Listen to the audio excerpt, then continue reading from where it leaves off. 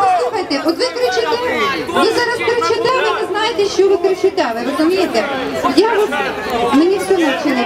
От послухайте, ви так не хочете слухати. Це не бандитська влада, дайте їй працювати.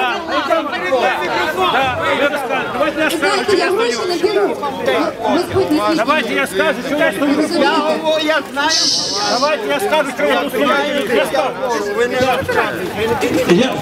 Я хочу то, щоб не ви вирішували за мене, що я маю сказати. А я особисто, минуточку, хвилинку уваги. Я стою особисто тут не проти влади. Я стою за те, щоб ця влада виконувала наші вимоги. Я стою за те, щоб наша міліція, яка утримується за мої податки, щоб не били мене палками. Ця міліція.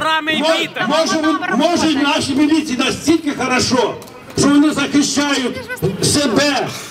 Мене особисто 6 числа побили тітушки. Отой капітан, де там ходить, не хотів прийняти мою заяву і послав цього. Тому я стою.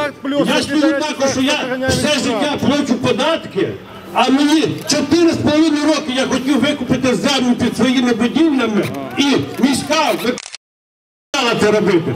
Через суди. Я викупив цю землю, зараз я хочу будуватися. Мені не дає виконавча влада міської цієї влади дозвіл. Хабара хочуть, чи що не дають.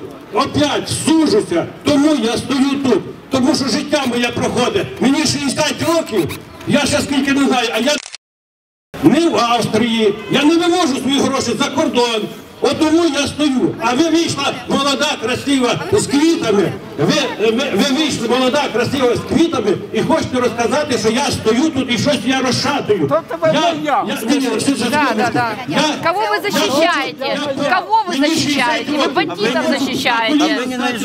А я не наезжаю, я высказываю свое гражданское мнение. Я имею право высказать свое гражданское мнение. Не надо мне вот это вот прыгать на меня. Почему ты прыгаешь? А вас кто нанял?